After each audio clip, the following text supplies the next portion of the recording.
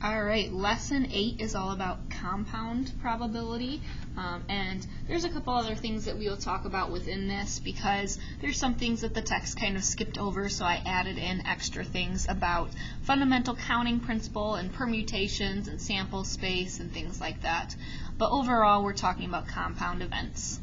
And this is just part 1. We'll do more with compound events for another day and a second part. There was a lot to this, so I broke it up into 2 days.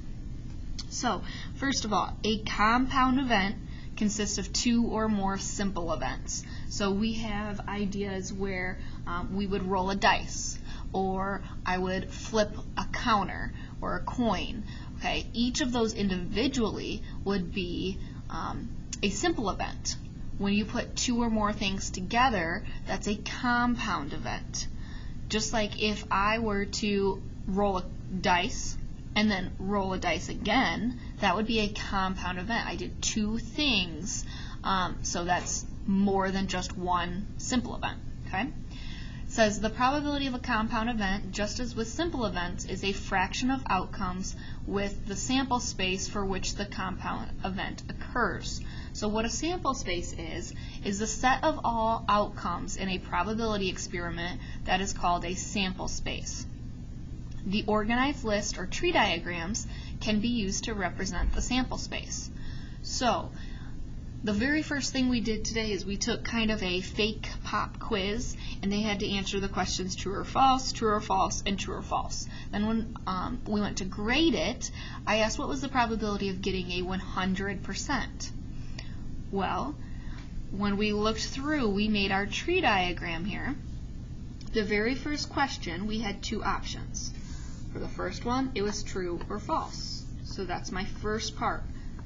Then, when you branch to the second event, my second event was, again, true or false.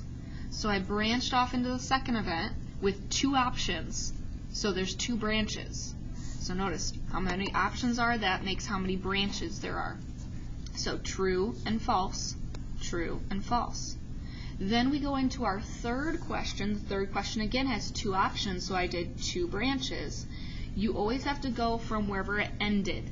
Some people sometimes just do a branch in between. That's just kind of floating there. I've never seen a tree with a branch just floating there, not connected to anything.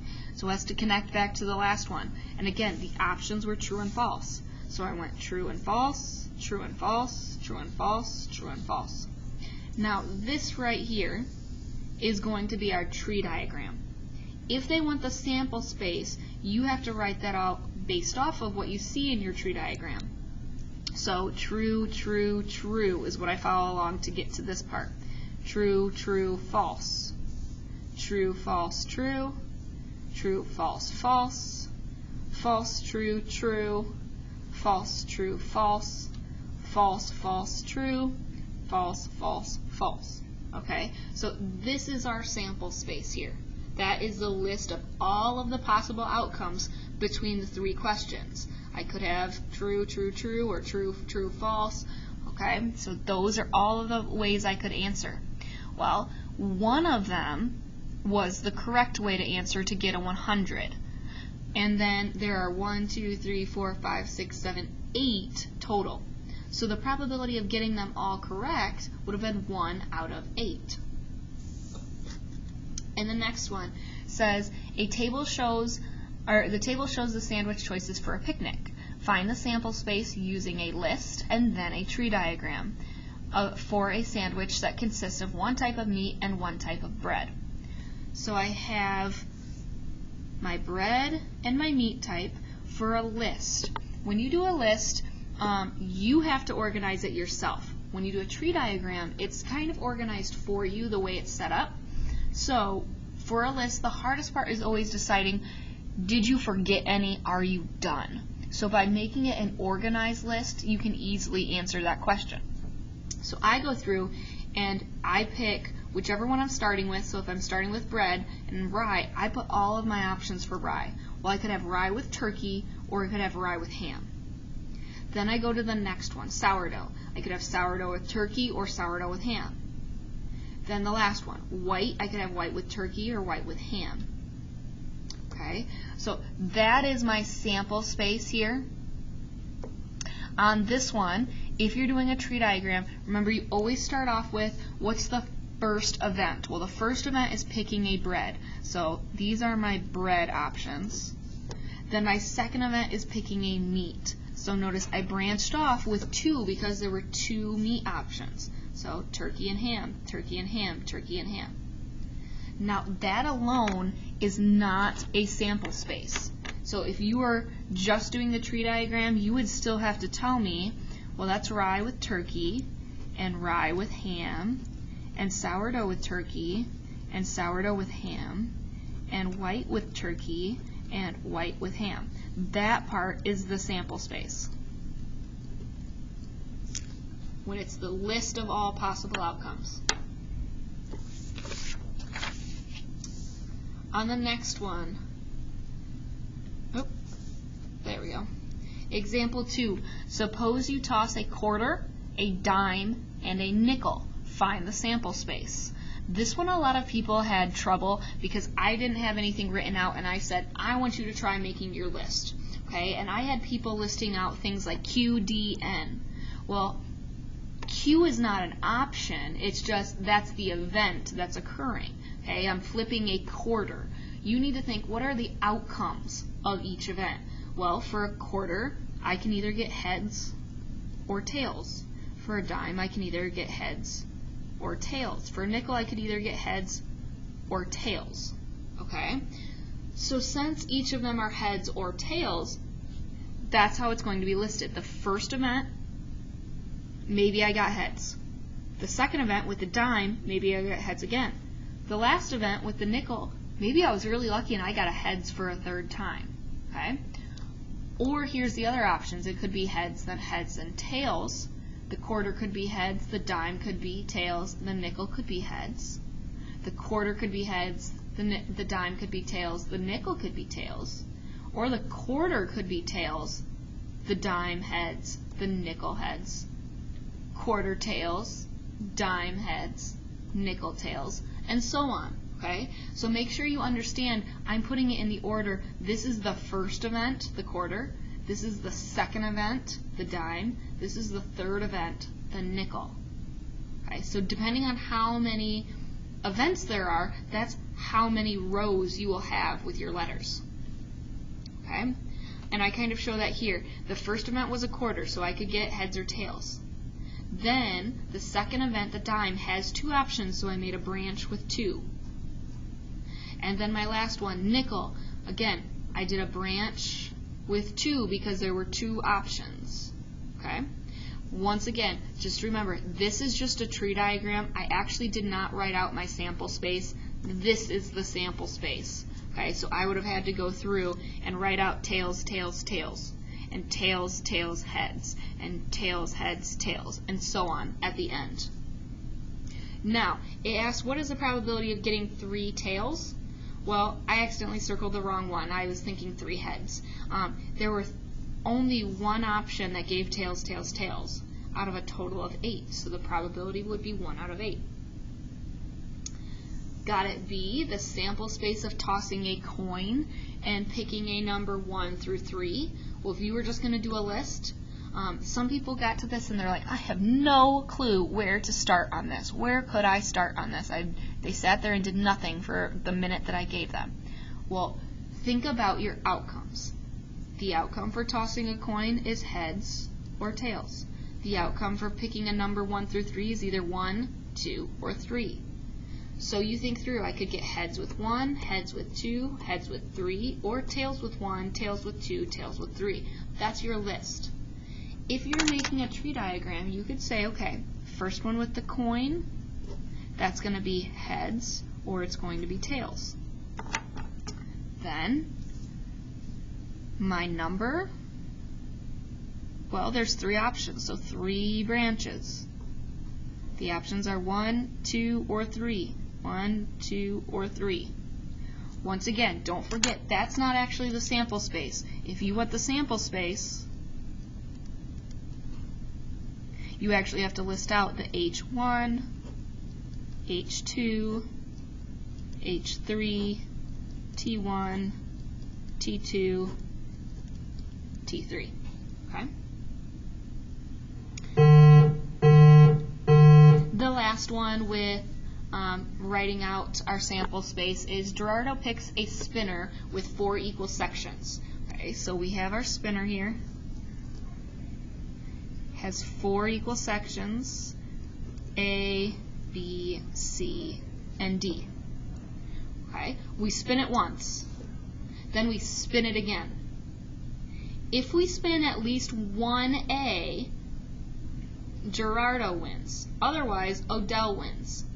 Find the probability that Odell wins. Okay? And when you're looking at this, I'm thinking through, I could get A and then A, or A and then B, or A and then C, or A and then D. Okay, so that's how I made my list. Or you could do a tree diagram. So your first option has 4, and then the second one has 4, so each one has to have 4 branches, and then list them out. Well, here's the ones where Gerardo wins, because there's at least one A. Here are the ones where Odell wins, because there is no A spun. So that would be 9 out of a total of 16. Now, it says, how could we figure out the probability without creating a sample space? Okay, without creating a sample space. Well, we could think through, what's the probability of the first event occurring? So, on this last example, if we were thinking about got at C,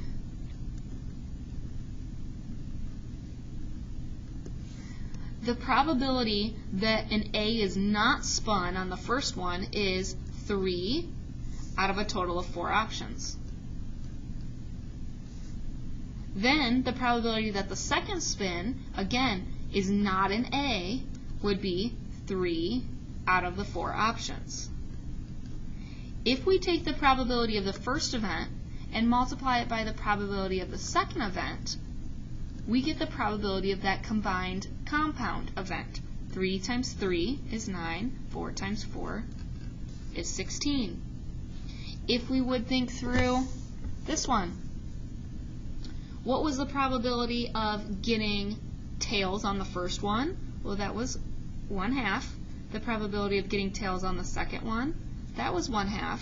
The probability of getting tails on the last one, that was 1/2. If I do 1/2 times 1/2 times 1/2, that gives me 1/8. Okay?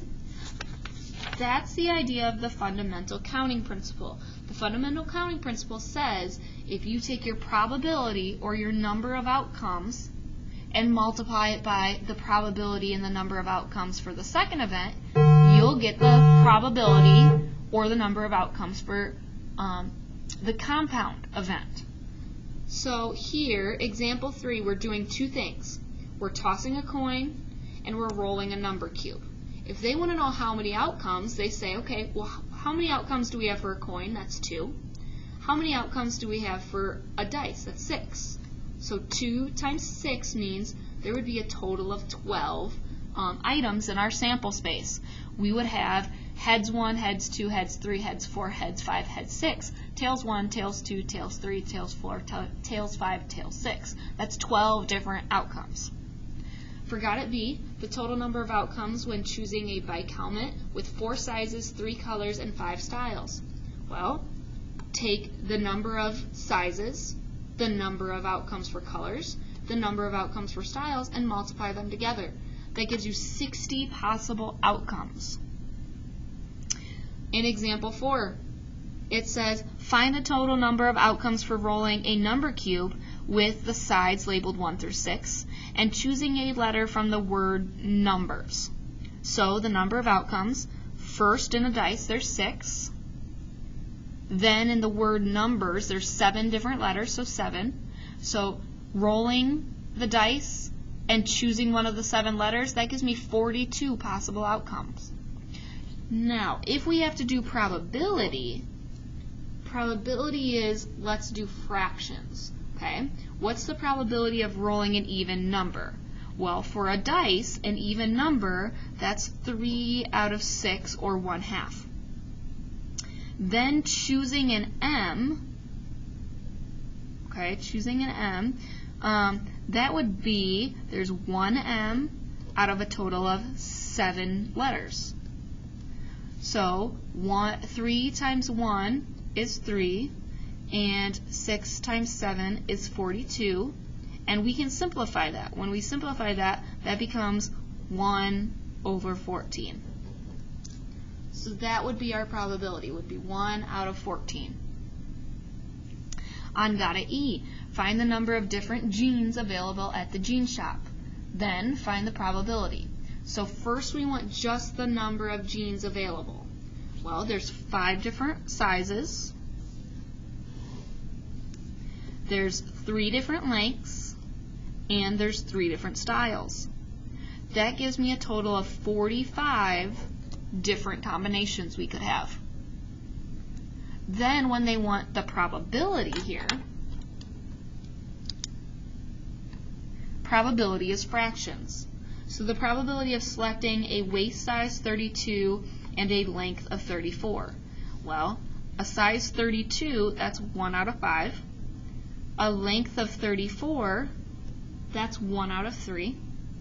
And boot cut, that's going to be, and then for the next part, that would be 3 out of 3 different options. Okay, so I had another teacher call me really quick, so I'm going to be honest with you, I don't know where I left off with that last train of thought, so sorry. But the last one can be any style, so if I can pick any of them, that's 3 options out of 3 options, so that's where I got the 3/3. You can simplify that to 1 over 1, or just think that that's 1, so really, whatever we get here times 1 is still going to be that answer. So anyways, when you multiply straight across, you get 3 out of 45, which simplifies to 1/15. Okay? So the idea is that for the fundamental counting principle, you take the outcomes for the first event, the outcomes for the next events, and multiply them together, or you take the probability for the first event and the next events and multiply them together. That's how you find the outcomes and the probability for a compound event. The next part is permutations. Now, the difference between a permutation is that as you're going through each time you multiply, it's kind of like a list of things. And as you go through a list, think about when you're doing a checklist. Once you check something off, you're not going to do it again.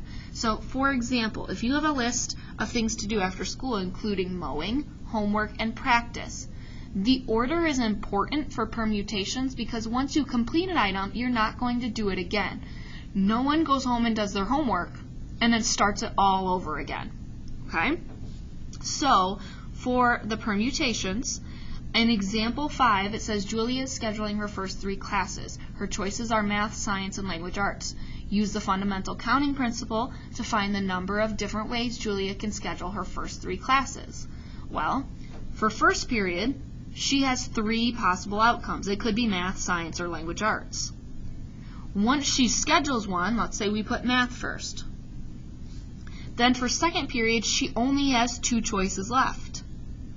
So let's say she does science. Then for third period, she only has 1 choice left. So it's not how many she's picking for each, it's how many options are there, how many outcomes could she choose from. So 3 times 2 times 1 means there's 6 different ways she could have organized or chosen for her first 3 class periods. Number 6 says, an ice cream shop has 31 flavors of ice cream. Carlos wants to buy a 3-scoop cone with 3 different flavors. How many cones could he buy if the order of the flavor is important? So this is like Baskin-Robbins. You go into Baskin-Robbins, you have 31 choices. That's a lot, okay? So the first flavor is going to be one of those 31 choices. Let's say it's cookies and cream, okay? He wants each one to be a different flavor, so I can no longer choose cookies and cream. Now I have 30 flavors left to choose from. Well, maybe the second one I choose chocolate. Well, now that I've chosen cookies and cream and chocolate, I only have 29 choices left for the last scoop of ice cream. When I take my choices from each one and multiply them, there are 26,970 different combinations you could get for a 3-scoop cone at Baskin-Robbins. That's a lot of choices. In Got It F, it says, how many ways can the starting 6 players of a volleyball team stand in a row for a picture? Well, when you think this one through, there's got to be all 6 people standing in the row. I have 6 choices. Once I put someone there, then there's only 5 people left, then 4, then 3, then 2, and in the last spot, I can only put 1 person left because everybody else is standing somewhere at that point. So when I multiply all those up, that's 720. In the next one, in a race with 7 runners, how many ways can the runner end up in first, second, or third place? Well, in first place, there's 7 different people that could get that position. Now, I don't care how good you are at a sport, in one event, you cannot take first and second place. Just can't happen. Okay? Now, if you're doing more than one event, that's possible, but in one event, not possible. Somebody gets first, and then there's 6 other options here for second. Once somebody places second, then there's 5 people left running that could get third.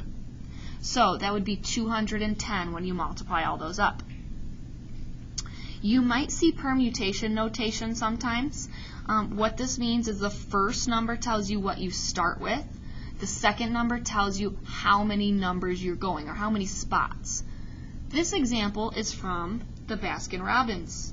Okay? We started with 31. We did 3 numbers because there were 3 scoops. So 31, 3 scoops. For F, we started with 6, and we did 6 different spots for the picture. So it would be the permutation with 6 and 6. For Got It G, we started with 7, and we did 3 spots because we did first, second, and third. So it starts with 7 with 3 numbers. Okay? The next ones are talking about with probability. Probability, again, means we need fractions. So Ashley's MP3 player has a setting that allows for the songs to play in a random order. She has a playlist that contains 10 songs. What's the probability that the MP3 player will randomly play the first 3 songs in order? So this one's kind of tricky. You got to think of that there is a set list of these songs. So here's my list of 10 songs. Okay? What's the probability that the first song is played first? Well, there's 1 first song out of 10 options, so it's 1 out of 10. Once that option is used, now, what's the probability that the second song is played next? Well, that's 2 now left out of 9. Once the second song is played, what's the probability that the third song is the last song that's played? Well, that's 1 out of 8. So that's where we get that fraction. 1/10 times 1/9 times 1/8 is the probability that this compound event occurs, or these 3 events occur, would be 1 out of 720. And our last one here, Got It H. A swimming event features 8 swimmers. Each swimmer has an equally likely chance of finishing in the top 2. What is the probability that Yumi got first place and Paquita got second place? Well, there's 8 people. Yumi is one of them. So that's 1 out of 8 for first place for Yumi. Once Yumi gets first place, that Paquita gets second place, well, now there's only 7 people left swimming, and Paquita's one of them. So that would be 1 out of 7. So when we're talking about these, it's kind of almost like thinking of once somebody finishes, who's still swimming, who's still running in the race, who's still going, okay? So that's 1 out of 7. When I multiply those together, you get 1 out of 56. Now that had a lot of information in this lesson. If you need help, please let me know and I would be glad to help.